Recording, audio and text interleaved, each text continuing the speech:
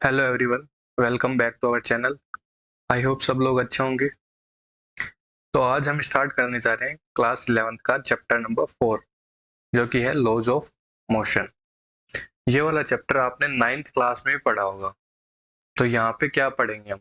यहाँ पे ये वाला चैप्टर आपने 9th क्लास में भी कवर किया होगा। तो आधा चैप्टर तो वही होगा जो आपने 9th क्लास में कवर किया है। ओके, आधा चैप्टर ही आपके लिए नया होगा। तो चलिए एक बार 9th वाला फटाफट रिवाइज कर लेते हैं। 9th में क्या क्या पढ़ा था।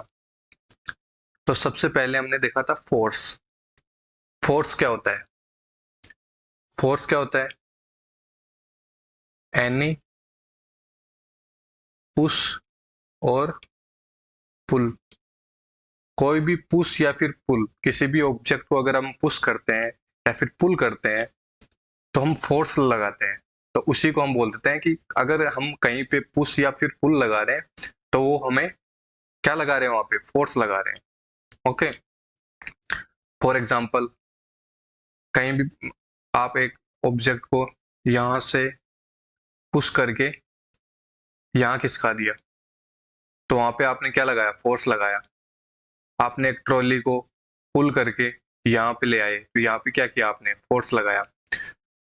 जरूरी नहीं फोर्स से कोई एक्शन भी हो। अगर आप दीवार पे फोर्स लगा रहे हो तो वो भी एक पुश है, तो वो भी एक फोर्स होगा, चाहे वो वहां पे डिस्प्लेसमेंट हो या ना हो, लेकिन आप क्या कर रहे हो? फोर्स लगा रहे हो। ओके, तो कोई भी पुश और पुल होगा तो उसे हम फोर्स बोल देंगे।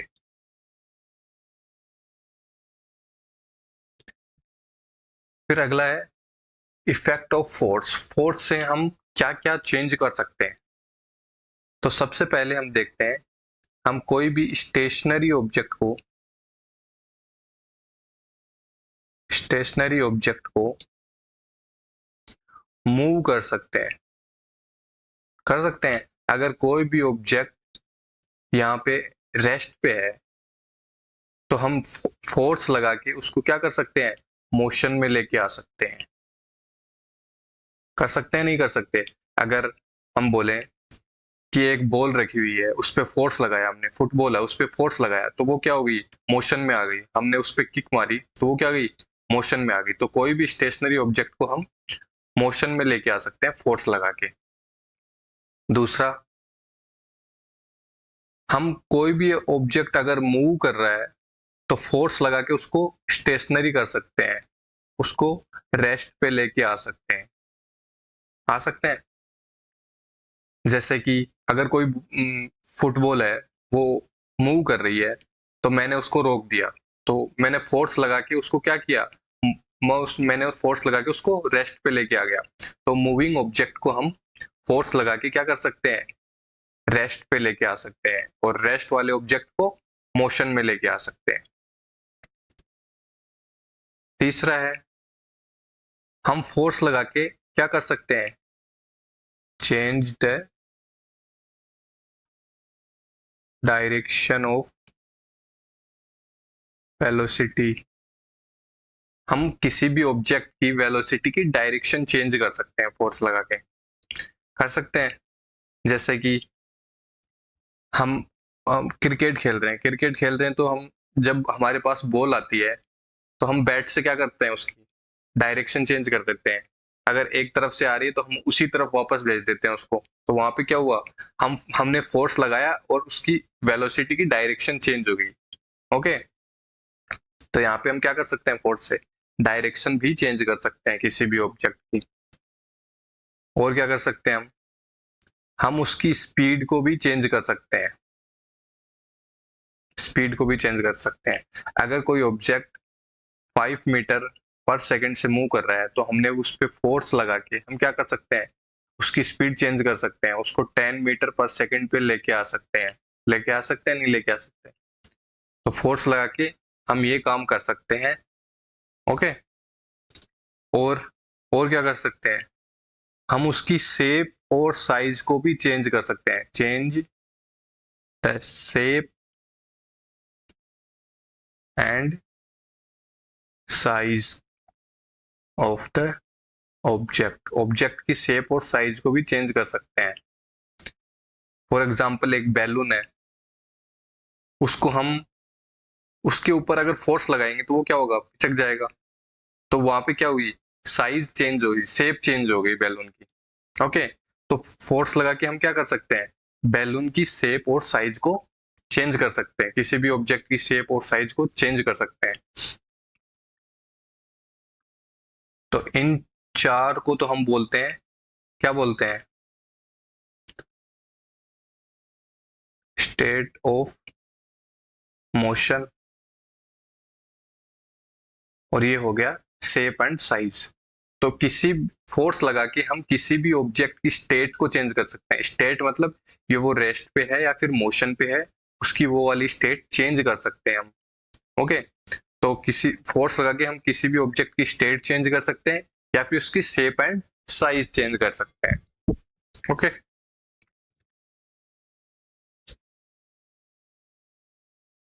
फोर्सेस को हमने दो कैटेगरी में जनरली डिवाइड करते हैं। पहला होता है बैलेंस्ड फोर्स एंड दूसरा होता है अनबैलेंस्ड फोर्स। बैलेंस्ड फोर्स कौन से होते हैं, बैलेंस्ड फोर्स क्या होता है, जब किसी ऑब्जेक्ट पे नेट रिजल्टेंट फोर्स जीरो हो जाता है। अगर हम यहाँ से 5 न्यूटन का फोर्स लगा रहे हैं और इधर से भी 5 न्यूटन का फोर्स लगा रहे हैं, तो यहाँ पे रिजल्टेंट क्या हो गया, जीरो हो गया। ओके, तो इसको इनको बोल सकते हैं हम बैलेंस्ड फोर्स। क्या बोल सकते हैं, बैलेंस्ड फोर्सेस, जहां पे क्या होता है, net resultant of total forces क्या हो जाता है, जीरो हो जाता है। अनबैलेंस्ड फोर्स क्या होता है, अनबैलेंस्ड, जब नेट रिजल्टेंट जीरो नहीं होता तो उसको अनबैलेंस्ड फोर्स बोल देते हैं। फॉर एग्जांपल यहाँ से हमने 5 न्यूटन लगाया, लेकिन यहाँ से हम क्या कर रहे हैं, 2 न्यूटन ही लगा रहे हैं। तो यहाँ पे क्या हो गया, रिजल्टेंट क्या आ गया, इधर आ गया 3 न्यूटन। ओके, तो ये क्या हो गया, यहाँ पे रिजल्टेंट जीरो नहीं है, तो ये हो गया अनबैलेंस्ड फोर्सेस। ओके, अब बैलेंस्ड फोर्स में क्या होता है, बैलेंस्ड फोर्स अगर हम किसी ऑब्जेक्ट के ऊपर लगा रहे हैं तो बैलेंस्ड फोर्स से हम क्या कर सकते हैं, हम only change shape and size. हम बैलेंस्ड फोर्स लगा के क्या कर सकते हैं, किसी भी ऑब्जेक्ट की शेप और साइज को चेंज कर सकते हैं। केवल उसकी शेप और साइज को ही चेंज कर सकते हैं, उसकी स्टेट को चेंज नहीं कर सकते। अगर वो रेस्ट पे है तो बैलेंस्ड फोर्स की वजह से वो रेस्ट पे ही रहेगी। अगर वो मोशन में है तो अगर हम बैलेंस्ड फोर्स लगा रहे हैं तो वो मोशन में ही रहेगा। लेकिन हम ये बोल सकते हैं कि हम उसे उसकी शेप और साइज को चेंज कर सकते हैं। फॉर एग्जाम्पल एक बैलून है, अगर हम उस पर 5 न्यूटन इधर से लगाएं और 5 न्यूटन इधर से लगाएं तो क्या होगा, बैलून पिचक जाएगा, है ना। तो यहाँ पे क्या किया हमने, बैलून का डिस्प्लेसमेंट नहीं हुआ, बैलून रेस्ट पे था, रेस्ट पे ही रहा, उसकी स्टेट चेंज नहीं हुई, लेकिन क्या हुआ, उसकी साइज चेंज हो गई, शेप और साइज उसकी चेंज हो गई। ओके, तो बैलेंस्ड फोर्स लगा के हम उसकी केवल केवल और केवल उसकी शेप और साइज को चेंज कर सकते हैं। लेकिन अनबैलेंस्ड फोर्सेस से हम उसकी स्टेट को भी चेंज कर सकते हैं और उसकी शेप और साइज को भी चेंज कर सकते हैं। ओके, हम उसकी स्टेट ऑफ मोशन को भी चेंज कर सकते हैं और शेप और साइज को भी चेंज कर सकते हैं, दोनों को चेंज कर सकते हैं। लेकिन बैलेंस्ड फोर्स से केवल उसकी शेप और साइज पे ही फर्क आएगा। ओके, तो अब हम पढ़ते हैं न्यूटन्स लॉज ऑफ मोशन। क्या पढ़ते हैं, न्यूटन्स लॉज ऑफ मोशन। हमें पता है कि न्यूटन्स के कितने लॉज हैं, 3 लॉज ऑफ मोशन है। तो हम देखते हैं पहला जो कि है Newton's first law of motion. Newton's first law of motion क्या कहता है, Newton's first law of motion, an object at rest stage at rest, यानी कि कोई भी ऑब्जेक्ट है वो रेस्ट पे है तो वो रेस्ट पे ही रहेगा। And an object in motion stage in motion, और कोई ऑब्जेक्ट अगर मोशन में है तो वो मोशन में ही रहेगा with the same speed and in the same direction unless acted upon by an unbalanced external force। जब तक हम किसी ऑब्जेक्ट के ऊपर एक्सटर्नल फोर्स नहीं लगाते तब तक वो ऑब्जेक्ट अपनी उसी स्टेट में रहेगा। अगर वो रेस्ट पे है, अगर वो रेस्ट पे है तो रेस्ट पे ही रहेगा, अगर वो मोशन में है तो वो मोशन में ही रहेगा जब तक हम उस पे फोर्स नहीं लगा रहे, कोई भी फोर्स नहीं लगा रहे, तब तक वो अपनी स्टेट चेंज नहीं करेगा। फॉर एग्जाम्पल, अगर एक टेबल है, उस पर एक बुक रखी हुई है, अब जब तक हम फोर्स नहीं लगा रहे ये बुक यहाँ से मूव नहीं करेगी, तो ये क्या होगी, रेस्ट में ही रहेगी, अपनी स्टेट पे रहेगी जब तक हम उस पर फोर्स नहीं लगाते। ओके, अगर कोई फुटबॉल मूव कर रही है, फुटबॉल v वेलोसिटी से जा रही है, तो वो v वेलोसिटी से ही जाएगी जब तक हम उस पर फोर्स नहीं लगाते। अगर फुटबॉल है, हम उससे किक मारते हैं, वो रुक क्यों जाती है, वो रुक जाती है फ्रिक्शन की वजह से। फ्रिक्शन क्या करता है, यहाँ पे एक्सटर्नल फोर्स का काम करता है। तो जब तक हम अगर फ्रिक्शन को हटा दें, हम एयर रेजिस्टेंस को हटा दें, तो क्या होगी, वो फुटबॉल क्या करेगी, मूव करती रहेगी। ओके, v वेलोसिटी से ही मूव करती रहेगी। ओके, अगर हम फ्रिक्शन लगाएंगे, फ्रिक्शन क्या करेगा, यहाँ पे एक्सटर्नल फोर्स का काम करेगा, जिसकी वजह से उसकी स्टेट ऑफ मोशन क्या हो जाएगी, चेंज हो जाएगी। अगर वहां पे कोई भी एक्सटर्नल फोर्स नहीं होगा तो उसकी स्टेट ऑफ मोशन चेंज नहीं होगी। फर्स्ट लॉ यही बताता है हमें कि अगर कोई ऑब्जेक्ट रेस्ट पे है तो वो रेस्ट पे ही रहेगा, अगर वो कोई ऑब्जेक्ट मोशन में है तो वो मोशन में ही रहेगा, सेम वेलोसिटी से जब तक रहेगा जब तक हम कोई एक्सटर्नल फोर्स नहीं लगाते। ओके, इसके कुछ एग्जांपल्स देखते हैं। आपने बस में ट्रेवल किया ही होगा, जब बस अचानक से क्या करती है, आगे चलती है, अचानक से आगे चलती है, तो क्या करते हैं, हम पीछे गिर जाते हैं, गिर जाते हैं ना। क्यों गिर जाते हैं, क्योंकि सपोज करो ये क्या है, बस का फ्लोर है, आप यहाँ पे खड़े हो, जब बस अचानक से आगे चलती है तो आपका जो फुट है वो बस के कांटेक्ट में है, फ्लोर के कांटेक्ट में है, तो फुट भी, आपके पैर भी क्या करेंगे, आगे जाएंगे।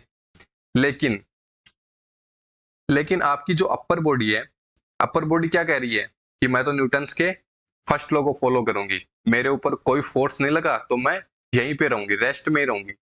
तो यहाँ पे क्या होता है, अपर बॉडी वहीं पे रहती है और पैर आगे चले जाते हैं, तो यहाँ हम क्या करते हैं, पीछे गिर जाते हैं, या फिर ऐसे बोल सकते हैं कि पैर आगे चले जाते हैं, है ना। और ऐसे ही जब बस एकदम से ब्रेक मारती है तो हम क्या करते हैं, आगे गिर जाते हैं। बस एकदम से ब्रेक मारती है तो हम क्या करते हैं, आगे गिर जाते हैं।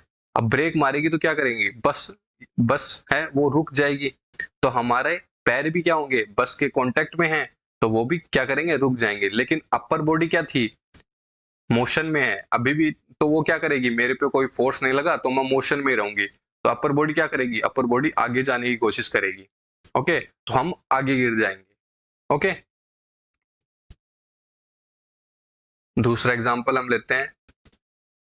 जब आपने कई एक्सीडेंट के वीडियोस देखे होंगे, अगर कोई गाड़ी खड़ी है और पीछे से कोई बाइक आए और साइकिल आए, तो अगर उस पे स्ट्राइक करती है गाड़ी, कोई कार पे, तो क्या देखते हैं हम कि बाइक तो वहीं रुक जाती है, बाइक तो स्ट्राइक करके वहीं रुक जाती है, लेकिन जो आदमी ऊपर बैठा हुआ रहता है वो क्या करता है, ऐसे उछल के आगे गिरता है।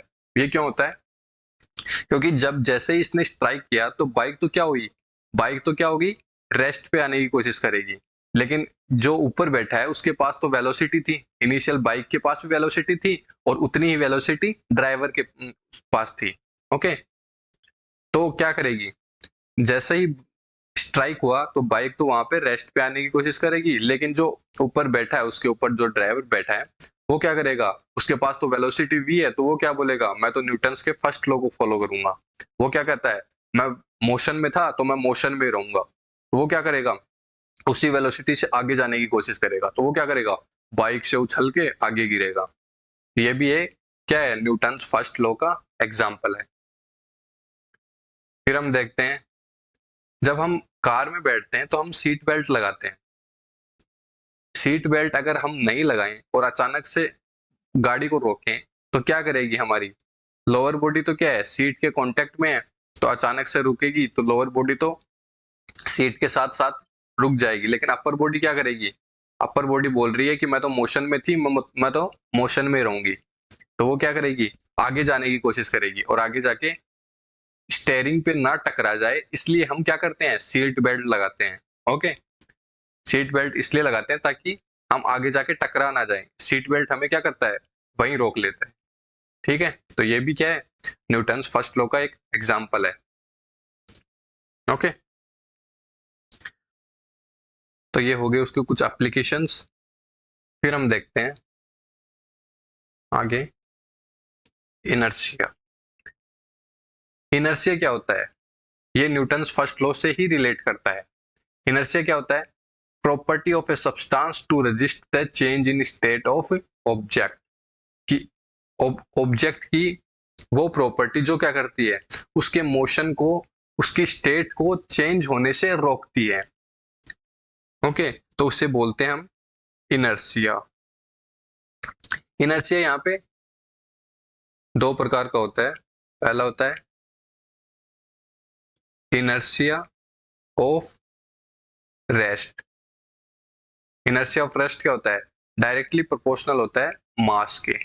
इनर्शिया ऑफ रेस्ट क्या बोलता है, अगर कोई ऑब्जेक्ट रेस्ट पे है तो वो रेस्ट पे तो रहेगा ही, लेकिन वो क्या करेगा, जब हम उस पर फोर्स लगाएंगे तो वो क्या करेगा, चेंज, अपनी स्टेट को चेंज होने से रोकने की कोशिश करेगा। फॉर एग्जाम्पल अगर हम, और वो डायरेक्टली प्रोपोर्शनल किसके होता है, मास के। अगर जितना ज्यादा मास होगा उसका, उतना ही ज्यादा वो अपनी स्टेट को चेंज करने से रोकने की कोशिश करेगा। फॉर एग्जाम्पल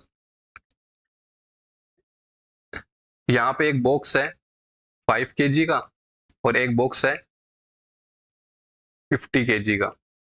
अगर इस पे हम फोर्स लगाएं और इस पे अगर फोर्स लगाएं तो कौन सा पहले मूव करेगा, कौन सा ज्यादा मूव करेगा, ये वाला ज्यादा मूव करेगा। क्यों, क्योंकि इसका मास कम है और इसका मास ज्यादा है। मास ज्यादा है मतलब कि इसका इनर्शिया भी ज्यादा है, तो ये स्टेट, अपनी स्टेट, उसी स्टेट में रहेगा, रेस्ट में रहने की कोशिश करेगा। जब इस पे फोर्स लगाएंगे तो ज्यादा फोर्स की रिक्वायरमेंट होगी इसको डिस्प्लेस करने के लिए। क्यों, क्योंकि इसका इनर्शिया ज्यादा है। तो इनर्शिया क्या है, property of a substance to resist the change in state. यानी कि अब अगर हम इसे मोशन में लेके आना चाह रहे हैं तो वो रजिस्ट करेगा। तो वही प्रॉपर्टी, रेजिस्टेंस की जो प्रॉपर्टी होती है उसे हम इनर्शिया बोल देते हैं। दूसरा होता है इनर्शिया ऑफ मोशन। अगर कोई ऑब्जेक्ट मोशन में है तो उसका इनर्शिया डायरेक्टली प्रोपोर्शनल होगा मास के एंड वेलोसिटी के। तो यहाँ पे तो हमने देखा कि अगर एक ट्रक है और एक साइकिल है तो ज्यादा फोर्स किसके किसके ऊपर रिक्वायर होगा, मूव करने के लिए ट्रक पे रिक्वायर होगा, क्योंकि इस ट्रक का मास ज्यादा है तो उसका इनर्शिया ज्यादा होगा। लेकिन यहाँ पे हम देखते हैं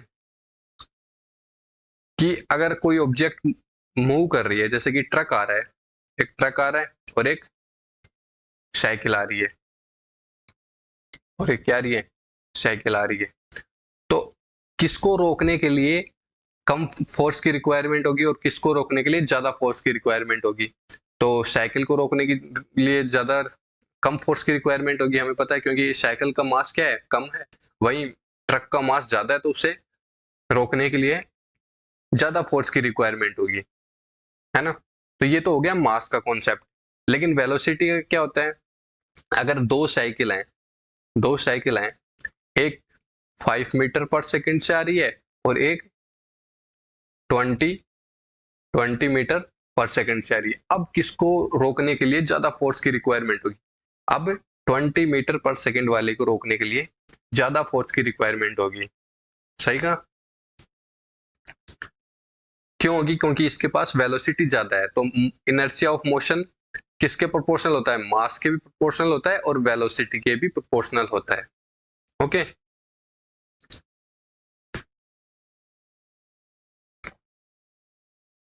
फिर हम देखते हैं मोमेंटम। मोमेंटम क्या होता है, मोमेंटम क्या होता है, it is the measure of inertia of motion. Motion, ये मेजर होता है किसका, इनर्शिया ऑफ मोशन का। इसको डिनोट करते हैं हम स्मॉल पी से, स्मॉल पी से डिनोट करते हैं।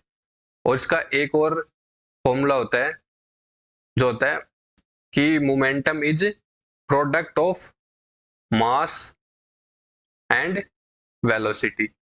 मास और वेलोसिटी का प्रोडक्ट होता है, ये एक इसका मैथमेटिकल फॉर्मूला है, अगर किसी भी ऑब्जेक्ट का हमें मोमेंटम निकालना है तो हम क्या करेंगे, मास इनटू वेलोसिटी कर देंगे, तो वहां से इसका क्या जाएगा, मोमेंटम आ जाएगा।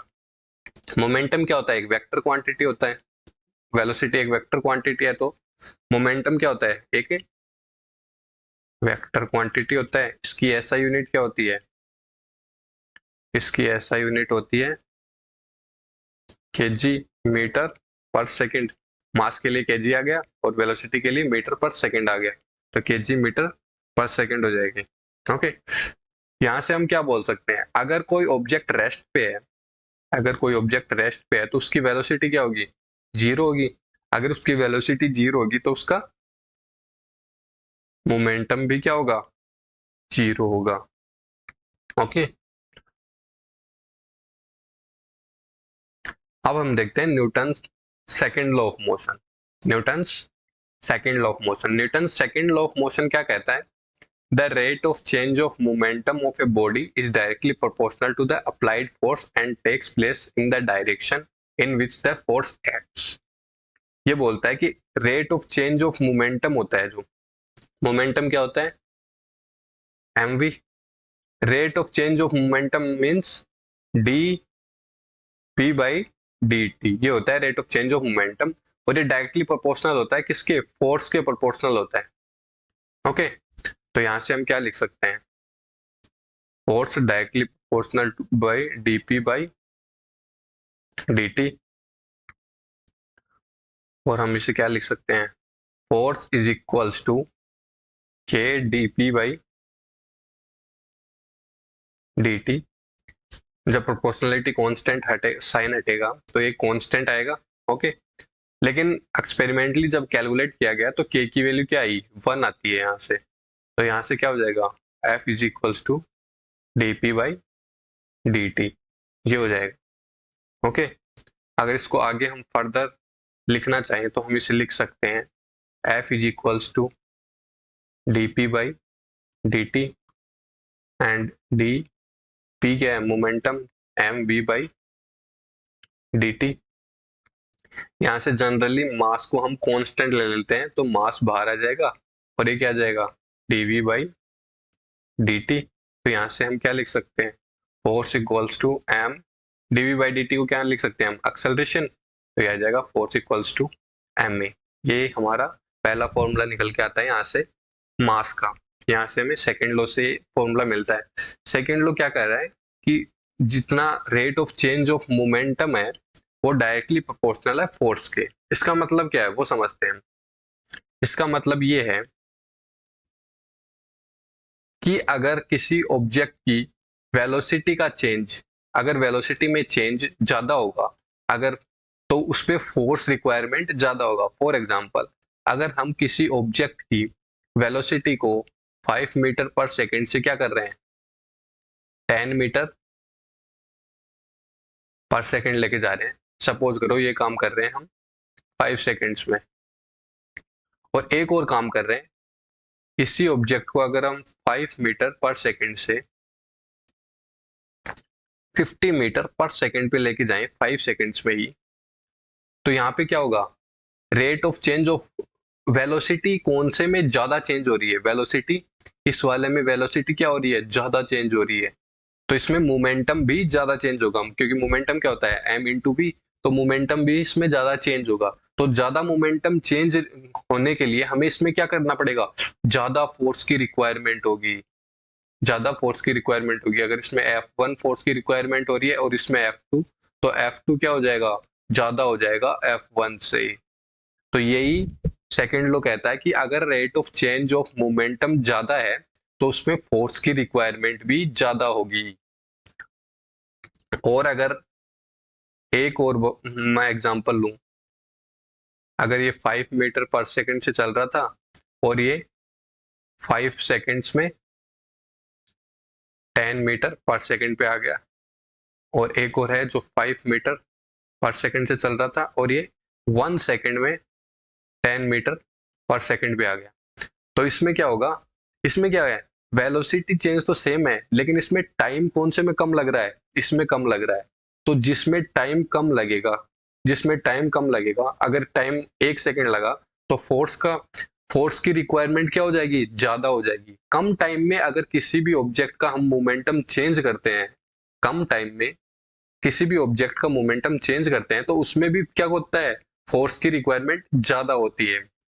या तो उसका मोमेंटम क्या हो, ज्यादा चेंज हो, तब फोर्स की रिक्वायरमेंट ज्यादा होगी। तो वो हमें पता है कि क्योंकि डायरेक्टली प्रोपोर्शनल है चेंज इन मोमेंटम के, डायरेक्टली प्रोपोर्शनल है ना फोर्स यहाँ पे। तो अगर मोमेंटम ज्यादा चेंज होगा तो फोर्स भी ज्यादा रिक्वायरमेंट होगा। या फिर वो टाइम की क्या है, फोर्स इनवर्सली प्रोपोर्शनल आ रहे हैं यहाँ पे। तो अगर कम टाइम में हम मोमेंटम चेंज कर रहे हैं, कम टाइम में अगर मोमेंटम चेंज कर रहे हैं, तो भी हमें क्या होगी, ज्यादा फोर्स की रिक्वायरमेंट होगी। ओके, इसके कुछ एग्जांपल्स देखते हैं। यहाँ पे हम देखते हैं, अगर हम एक वॉल को हिट करें, अगर एक वॉल को हिट करें तो क्या होगा, वॉल को अगर हम पंच मारेंगे तो क्या होगा, हमारे हाथ पे लगेगी। लेकिन अगर एक पंचिंग बैग को हम पंच करें तो हमारे हाथ पे नहीं लगती। ऐसा क्यों होता है? सपोज करो हमारे हाथ का मास m है और उसकी वेलोसिटी v से मैं पंच कर रहा हूं, और फिर वो क्या करता है, जब पंच होने के बाद वो क्या करता है, मास तो उसका m ही रहेगा, लेकिन वेलोसिटी क्या होती है उसकी, जीरो हो जाती है। तो चेंज इन मोमेंटम कितना आया, m इंटू वी। यहाँ पे क्या करते हैं, जब हम एक दीवार को हिट करते हैं, दीवार को पंच करते हैं, तो ऑलमोस्ट माइक्रो सेकेंड्स में क्या करता है, मोमेंटम चेंज हो जाता है। मोमेंटम क्या होता है, ऑलमोस्ट माइक्रो सेकेंड्स में चेंज हो जाता है। तो फोर्स इक्वल्स टू यहाँ से क्या आता है, M V upon delta T आएगा। कितना टाइम लगा, माइक्रो सेकेंड्स, माइक्रो सेकेंड में 10⁻⁻6 सेकेंड्स मान लेते हैं हम। तो यहाँ से फोर्स कितना आ जाएगा, फोर्स आ जाएगा एम वी इंटू 10⁻6। इतना फोर्स आ जाएगा हमारा। इतना फोर्स क्या होगा, हमारे हाथ के ऊपर एक्सर्ट होगा एकदम से। और यहाँ पे जब हम एक पंचिंग बैग को पंच कर रहे हैं, तो यहाँ पे क्या होगा, यहाँ पे क्या होगा, पंचिंग बैग पहले ऐसा था, लेकिन जैसे ही हमने हिट किया तो वो डिफॉर्म हो गया और वो कुछ आगे तक जाएगा। तो यहाँ पे क्या होगा, मोमेंटम तो उतना ही चेंज होगा, कितना, पहले हमने मास m था और वेलोसिटी v थी, तो फाइनल मोमेंटम तो जीरो ही रहेगा, फाइनल मोमेंटम क्या रहेगा, जीरो ही रहेगा। लेकिन यहाँ पे क्या होगा, जो टाइम जो लग रहा है मोमेंटम चेंज होने के लिए वो बढ़ जाएगा। ओके, तो यहाँ पे टाइम हमें सपोज करो कितना लग रहा था, 10⁻³ सेकेंड लग रहा है, सपोज कर लेते हैं। तो टाइम यहाँ पे क्या होगा, बढ़ जाएगा। तो यहाँ से हमारा फोर्स का क्या आ जाएगा, एम वी इंटू 10⁻3। तो यहाँ पे फोर्स क्या आ रहा है, यहाँ पे फोर्स क्या आ रहा है, 1000 टाइम्स ज्यादा आ रहा है, 1000 टाइम्स ज्यादा आ रहा है इसके कंपैरिजन में। तो यहाँ पे क्या होगा, जब हम दीवार को हिट करेंगे तो ज्यादा फोर्स हमारे हाथ पे लगेगा, जिसकी वजह से हमारी हड्डियां भी टूट सकती हैं। लेकिन जब वही अगर हम पंचिंग बैग पे करें, तो वहां पे क्या होगा, टाइम क्या हो गया, ज्यादा हो गया। मोमेंटम चेंज तो उतना ही है, लेकिन टाइम क्या हो गया, यहाँ पे इंक्रीज हो गया। तो टाइम इंक्रीज होने की वजह से जो फोर्स होता है वो क्या हो जाता है, कम हो जाता है। बहुत ज्यादा रैपिडली क्या हो जाता है, कम हो जाता है। ओके, फिर हम और देखते हैं कि हाई जंप, जब एक जंपर है वो हाई जंप करता है, तो वो क्या करता है, हम देखते हैं दूसरी तरफ क्या होता है, एक फोम जैसा कुछ लगा हुआ रहता है, उस पे जाके वो गिरते हैं। अगर ये फोम नहीं लगा हुआ हो तो क्या होगा, तो क्या होगा, अचानक से आके जमीन पे गिरेगा, फ्लोर पे गिरेगा, और इसका मोमेंटम चेंज मान लेते हैं एम वी होगा। और कितने टाइम में होगा, सडन होगा, डेल्टा टी टाइम में, जो कि बहुत, इसको भी हम माइक्रो सेकेंड मान लेते हैं, माइक्रो सेकेंड मान लेते हैं। लेकिन जैसे ही अगर हम इन्हें यहाँ पे ये लगा दिया, ये फोम वाला ये लगा दिया, तो यहाँ पे क्या होगा, पहले वो यहाँ पे गिरेगा, फिर ये क्या होगा, प्रेस होके नीचे जाएगा। तो नीचे जाएगा तो इसके साथ बॉडी भी नीचे जाएगी। तो यहाँ पे इसको मोमेंटम चेंज करने के लिए क्या हो जाएगा, टाइम मिल जाएगा, टाइम मिल जाएगा। तो इसका टाइम क्या हो जाएगा, इंक्रीज हो जाएगा, टाइम क्या हो जाएगा, इंक्रीज हो जाएगा। जिसकी वजह से क्या होगा, इसकी बॉडी पे जो इम्पैक्ट आएगा वो क्या हो जाएगा, डिक्रीज हो जाएगा। ओके, तो ये हो गए कुछ न्यूटन्स सेकेंड लॉ के एप्लीकेशंस। तो बेसिकली हमें यहाँ से यही देखने को मिलता है, अगर मोमेंटम चेंज ज्यादा है तो फोर्स रिक्वायरमेंट ज्यादा होगी, या फिर मोमेंटम चेंज हो रहा है लेकिन वो कम टाइम में हो रहा है तो भी हमें फोर्स की रिक्वायरमेंट ज्यादा होगी। ओके, और यहां से हमें फोर्स का एक फॉर्मूला भी मिला जो कि है मास इनटू एक्सेलरेशन। फिर हम थर्ड लॉ ऑफ मोशन देखते हैं। थर्ड लॉ ऑफ मोशन क्या बोलते हैं? To every action there is always equal and opposite reaction. कोई भी एक्शन के लिए हमेशा इक्वल एंड अपोजिट रिएक्शन होती है। कैसे? फॉर एग्जाम्पल, हमने वॉल को पुश किया इधर एफ फोर्स से। क्या किया? एफ फोर्स से हमने वॉल को पुश किया, तो वॉल भी क्या करेगी? हमें एफ फोर्स से पुश करेगी। या फिर मैं बोलूं, कोई ऑब्जेक्ट है, हमने उसको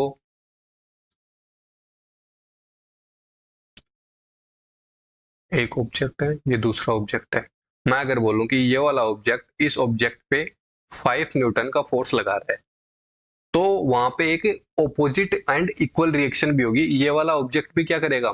इस ऑब्जेक्ट पे 5 न्यूटन का फोर्स लगाएगा। इसको बोल देता हूं ए, इसको बोल देता हूं बी। दूसरा हम देखें तो हम देखते हैं, हम ग्राउंड पे क्या कर रहे हैं? खड़े हैं। ग्राउंड पे खड़े हैं, तो ग्राउंड पे हम कितना फोर्स लगा रहे हैं? हम ग्राउंड पे फोर्स लगा रहे हैं mg, और ग्राउंड भी क्या कर रहा है? हमारे ऊपर फोर्स लगा रहा है mg। ओके, तो यहाँ पे अगर हम देखेंगे तो ग्राउंड पे क्या कर रहे हैं? हम फोर्स लगा रहे हैं mg, और ग्राउंड भी क्या कर रहा है?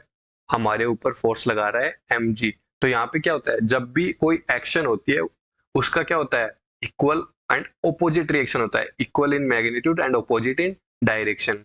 यहाँ पे बोले तो हम बोल सकते हैं कि यहाँ पे क्या होता है? Force by object A on object B is equals to force by object B on object A. ये तो हो गया मैग्नीट्यूड की बात, लेकिन ये क्या होते हैं?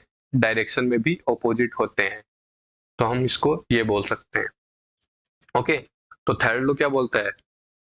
To every action there is always an equal and opposite reaction. अब इसके एप्लीकेशंस की बात करें तो हम देखते हैं कि हम ग्राउंड पे अगर हम चलते हैं तो क्या होता है? हम ग्राउंड के ऊपर क्या करते हैं? ग्राउंड के ऊपर पीछे फोर्स लगाते हैं। ग्राउंड के ऊपर पीछे फोर्स लगाते हैं, तो ग्राउंड क्या करता है? ग्राउंड हमारे ऊपर, हमारे फुट के ऊपर आगे फोर्स लगाता है, उसी की वजह से हम चल पाते हैं। ओके, तो यहाँ पे भी थर्ड लॉ का क्या हो रहा है? एप्लीकेशन हो रहा है। ओके, अगर यहाँ पे फ्रिक्शन की वजह से हम ग्राउंड के ऊपर पीछे की तरफ फोर्स लगा रहे हैं, तो ग्राउंड भी क्या कर रहा है? हमें हमारे ऊपर आगे की तरफ फोर्स लगा रहा है, उसकी वजह से हम क्या कर रहे हैं? ग्राउंड के ऊपर चल पाते हैं। ओके, तो ये हो गया Newton third law of motion. तो आज के लिए बस इतना ही। मिलते हैं अगले लेक्चर में, तब तक के लिए हंसते रहिए, मुस्कुराते रहिए।